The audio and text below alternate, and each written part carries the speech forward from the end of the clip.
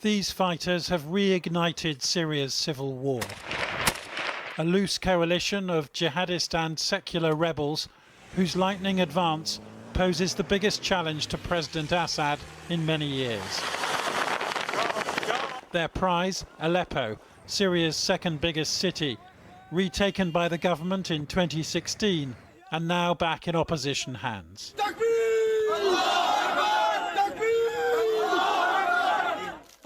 Last night they tore down a statue of Hafez Assad, founder of the ruling dynasty. His son and successor Bashar has used chemical weapons against his own people. And this victory comes after almost 14 years of fighting, with hundreds of thousands killed and millions of refugees. I am back in Aleppo for the first time in 8 years, says this fighter. 8 years of the Assad family and their criminal machine. This was a statue of the president's brother. A rerun of the Arab Spring by the looks of it. But jihadists are once again in the vanguard here, some of them previously affiliated with al-Qaeda.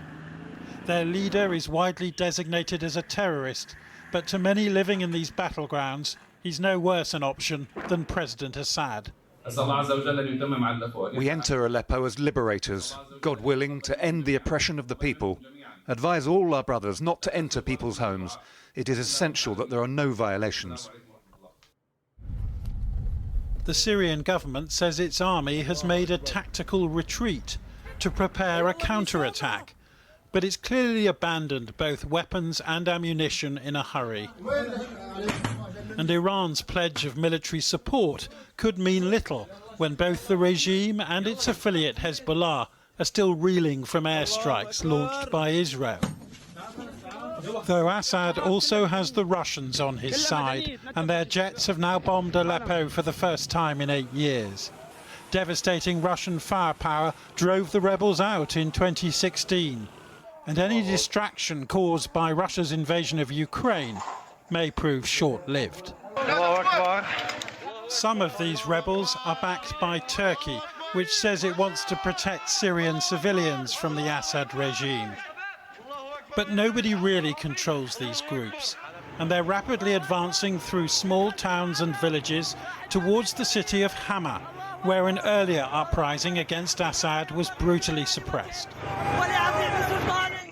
This afternoon they captured Aleppo's airport, thumbing their noses at President Assad pictured above the main door.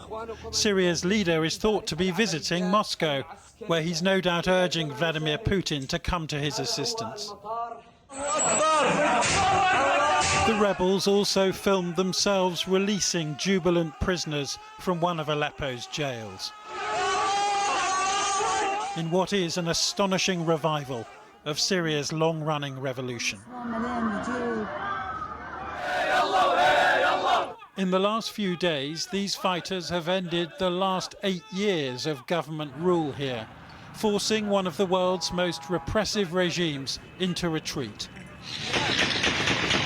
That regime is responding predictably tonight by opening fire on protesters in Daraa province.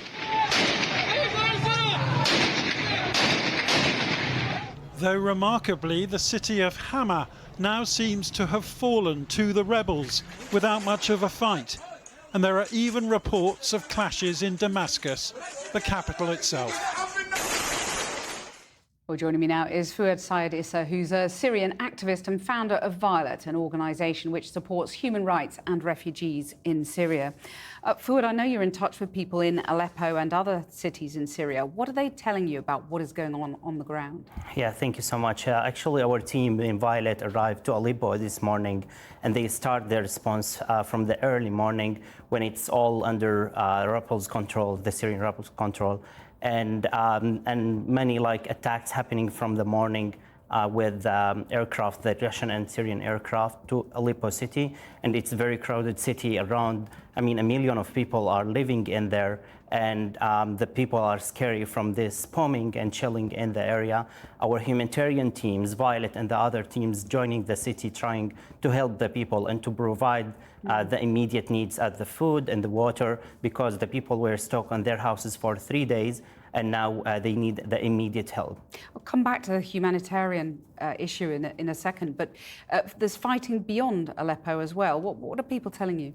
I think the things are changing very, very fast. The news from some minutes that they also take control on the Hama city, the third city in Syria, and there is fighting happening in Damascus now.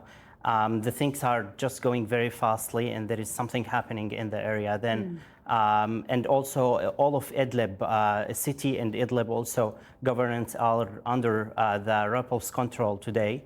And also Aleppo city with the airport and also the castle, then everything around the area is getting under the rebels' control. And the people are start to just understand the situation in this moment.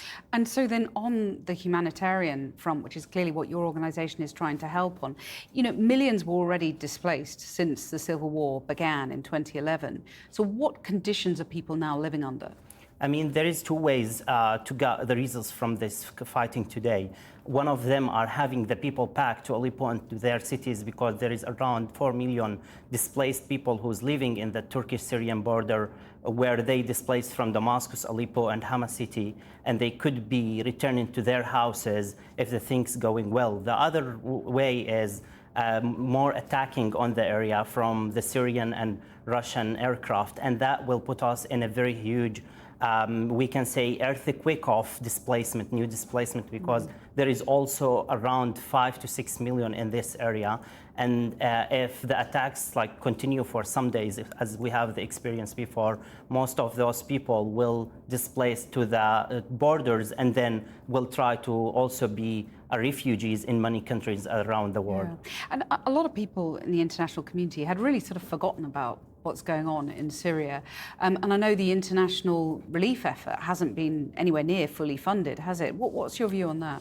Yeah, unfortunately, the funded for Syria are getting down all the time from the whole government.